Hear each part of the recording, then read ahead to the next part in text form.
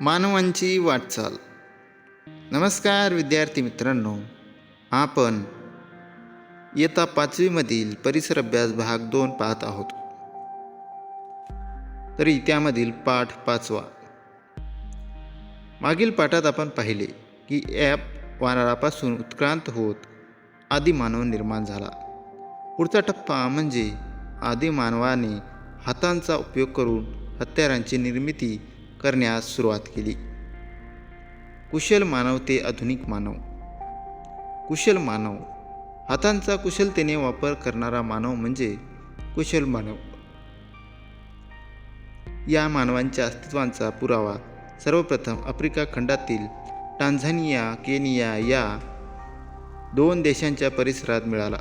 त्याचा शोध लावणाऱ्या लुई लिकी या शास्त्रज्ञाने त्याला होमो हॅबिलिस हे नाव दिले, कारण त्याच्या अवशेषासोबत त्याने बनवलेली काही हत्यारे मिळाली. लॅटिन भाषेत होमो शब्दाचा अर्थ आहे मानव. हॅबिलिस याचा अर्थ हाताचा कुशलतेने वापर करणारा. कुशल मानव 2 पायावर उभा राहून चालू शकत होता, मात्र त्यांच्या पाठीचा कणा पूर्ण ताठ नव्हता, त्यात किंचित बाक होता. या मानवांचा मेंदू वानरापेक्षा अधिक मोठा होता. त्यांच्या चेहऱ्याची आणि हातापायांची वैशिष्ट्ये मात्र काही अंशी त्यांच्यासारखीच होती. कुशल मानवाने बनवलेली हत्यारे मोठ्या प्राण्यांची शिकार करण्यासाठी उपयोगी नव्हती.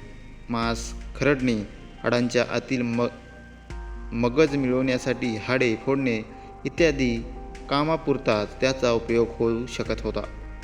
त्यामुळे असे अनुमान काढता येते की तो इतर प्राण्यांची केलेल्या शिकारीतील सुरले मांस खात असावा, छोट्या प्राण्यांची शिकार करत असावा, तसेच खाण्यासाठी पक्ष्यांची अंडी, फळे, कंदमुळे गोळा करत असावा.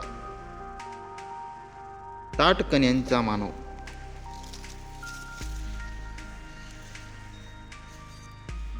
ताठ कण्याचा मानव. ताठ कण्याचा मानव हा मानवाच्या उत्क्रांतीमधील एक अत्यंत महत्त्वाचा टप्पा. इरेक्टस म्हणजे ताठ उभा राहणारा, म्हणून त्याला होमो इरेक्टस असे नाव दिले गेले. कुशल मानवाच्या तुलनेत त्याचा मेंदू अधिक विकसित होता. तो समूहाने राहत होता. जंगलात लागणारे वणवे पाहून मानवांच्या अग्नीची ओळख झालेली होती. झाडांच्या जळत्या फांद्या आणून अग्नीचा वापर करण्याचे तंत्र ताठ कण्याच्या मानवाला कळले असावे. त्याच्या काळात पृथ्वीवरील फार मोठा प्रदेश हिममय होता, त्यामुळे हवामानात अतिशीत होते. कमालीच्या अतिशीत वातावरणात टिकून राहणे त्याला शक्य झाले ते अग्नीच्या वापरामुळे, परंतु अग्नी निर्माण करण्याचे तंत्र मात्र त्याला साध्य झाले नव्हते. त्याची हत्यारेही पूर्वीच्या हत्यारांच्या तुलनेत प्रगत आणि प्रमाणबद्ध होती. तो हातकुऱ्हाडीसारखी हत्यारे बनवत असे. आफ्रिका, आशिया आणि युरोप या खंडात ताठ कण्याच्या मानवाचे अवशेष आणि त्यासोबत त्याने बनवलेली हत्यारे मिळाली आहेत. शक्तिमान मानव. मानवाच्या उत्क्रांतीमधील विकासाचा आणखी एक टप्पा म्हणजे शक्तिमान मानव. याची शरीरयष्टी धिप्पाड होती. यांचे अवशेष सर्वप्रथम जर्मनी या देशातील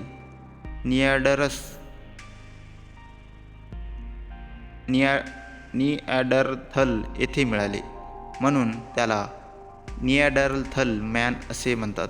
त्यांचा मेंदू ताठ कण्याच्या मानवापेक्षा अधिक विकसित होता. शक्तिमान मानव प्रामुख्याने गुहांमध्ये वस्ती करत होता. तो दगडाचे गोटे तासून निघालेल्या छिलके अशा दोहेपासून वेगवेगळ्या आकारांची हत्यारे बनवत असे. ती लांब हाडांच्या किंवा लाकडांच्या दांड्यावर बसून भाला, कुऱ्हाड इत्यादी शस्त्रे तयार करत असे. तो मोठ्या प्राण्यांची शिकार करत असे. चामड्यावरील मांस खरडण्याकरिता दगडांच्या छिलक्यापासून केलेल्या तासण्यांचा उपयोग करत असे. चामड्याचे कपडे वापरत असे. तो प्रामुख्याने मांसाहारी होता. तो आगीवर अन्न भाजून खात असे. कठीण लाकडांच्या काटक्यांच्या घर्षणातून किंवा गारगोटीचे दगड एकावर एक आपटून ठिणग्या पाडून अग्नी निर्माण करण्याची कला त्याला साधलेली होती. त्या काही कलात्मक कौशल्याही आत्मसात केली असण्याची शक्यता आहे. काही शास्त्रज्ञांच्या मते तो काही जुजबी आवाज काढून संवादही साधत असावा. तथापि मनातील आशय शब्दातून सांगता येणारी विकसित भाषा पद्धती शक्तिमान मानवाजवळ होती किंवा नाही हे निश्चितपणे सांगता येत नाही. समूहातील एखादा सदृश्य मृत झाल्यास त्याचे दफन करताना शक्तिमान मानव मृत व्यक्तीसोबत हत्यारे, प्राण्यांची शिंगे यासारख्या वस्तू पुरत असत. तसेच मृत व्यक्तींच्या अंगाला लाल रंगाची माती चोळत असत. त्यावरून शक्तिमान मानवांच्या काळात मृत व्यक्तींच्या दफनासंबंधीचे काही विविध प्रस्थापित झाले होते असे दिसते. काळांच्या ओघात शक्तिमान मानवांच्या काही समूहांनी आफ्रिकेतून बाहेर पडून युरोप आणि आशिया या खंडापर्यंत स्थलांतर केले. साहजिकच त्यांना भिन्न वातावरणाला तोंड द्यावे लागले. त्यांना जगण्याच्या आणि अन्न मिळवण्याच्या नवीन पद्धती आत्मसात कराव्या लागल्या. त्यामुळे त्यांच्या काळात जगण्यासाठी आवश्यक असलेल्या हत्यारांच्या पद्धतीत सुधारणा झाली, परंतु ती होण्यासाठी हजारो वर्षांचा कालावधी जावा लागला. शक्तिमान मानवापेक्षा अधिक प्रगत असणाऱ्या मानवास बुद्धिमान मानव या नावाने ओळखले जाते. त्याचा परिचय आपण पुढे करून घेणार आहोत. शक्तिमान मानव आणि बुद्धिमान मानव काही काळ युरोपमध्ये बरोबरीने नांदत होते. बुद्धिमान मानवांच्या समूहाबरोबरच संघर्ष, पर्यावरणातील बदलांशी जुळवून घेता न येणे अशा काही कारणामुळे शक्तिमान मानवाचे अस्तित्व संपुष्टात आले असावे असे मानले जाते. सुमारे 30,000 वर्षापूर्वी शक्तिमान मानव नष्ट झाला असे कार्बन 14 पद्धतीच्या आधारे सांगितले जाते.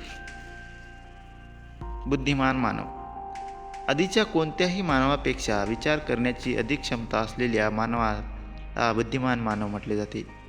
त्यालाच होमो सेपियन असे म्हणतात. सेपियन म्हणजे बुद्धिमान. त्याला युरोपमध्ये क्रोमॅनॉन या नावाने ओळखले गेले. बुद्धिमान मानवाचे अवशेष आफ्रिका, आशिया आणि युरोप या खंडामध्ये सापडले आहेत. तो कामाच्या गरजेनुसार विविध प्रकारची हत्यारे आणि अवजारे बनवत असे. त्यासाठी तो दगडांची छोटी पाती काढून ती हाडांच्या किंवा लाकडांच्या खाचेत बसवत असे.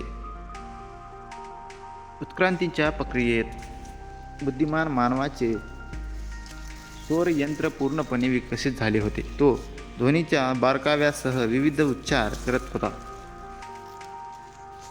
त्याच्या जबड्याची आणि तोंडाच्या आतील इतर स्नायूची रचनाही विकसित झाली होती. तसेच त्याला लवचिक जीभ लाभली होती. त्यामुळे तो विविध ध्वनीचा उच्चार करून आवाजाला हवे तसे वळण देऊ शकत होता. तो दृश्य वस्तूचे आकलन आणि मनातील भावना यांना कल्पनाशक्तीच्या आधारे शब्दरूप देऊ शकत होता आणि त्या शब्दाचा उच्चारही करू शकत होता. म्हणजेच त्याच्याजवळ विकसित भाषा पद्धती होती. तो प्रत्यक्ष निरीक्षक आणि कल्पनाशक्ती यांच्या आधारे चित्रे काढू लागला होता. कलात्मक वस्तू बनवू लागला होता. म्हणूनच त्याला बुद्धिमान मानव वा विचार करणारा मानव असे नाव दिले गेले. प्रगत बुद्धीचा मानव आणि संस्कृती. प्रगत बुद्धीचा मानव. बुद्धिमान मानवाची वैचारिक क्षमता आणि अधिक प्रगत झाली तेव्हा त्याला प्रगत बुद्धीचा मानव असे नाव दिले. त्यालाच होमो सेपियन असे म्हणतात. त्यांच्या मेंदूची क्षमता आणि त्याचबरोबरील त्याची आकलन क्षमता सतत विकसित होत गेली. प्रगत बुद्धीचा मानव म्हणजेच आधुनिक मानव म्हणजे आपण माणसाचे रंगरूप, आरोग्यविषयक वैशिष्ट्ये इत्यादी बाबी त्यांच्या पूर्वजांनी साम्य दर्शवणाऱ्या असतात. या बाबींना अनुवांशिकता असे म्हणतात. अनुवांशिकतेचा अभ्यास करणाऱ्या शास्त्राला जनुकशास्त्र असे म्हणतात. जनुकशास्त्रीय संशोधनाच्या आधारे आधुनिक मानवामध्ये शक्तिमान मानवाचा काही अंश असल्याचे आढळून आले आहे.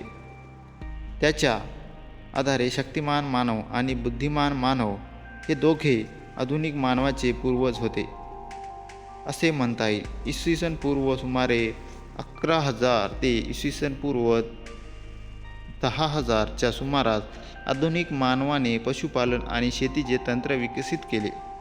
त्यांच्या विकसित वैचारिक क्षमतेमुळे तंत्रज्ञानात सुधारणा होण्याचा वेग सतत वाढत राहिला. तो अधिक स्थिर जाणून जगू लागला.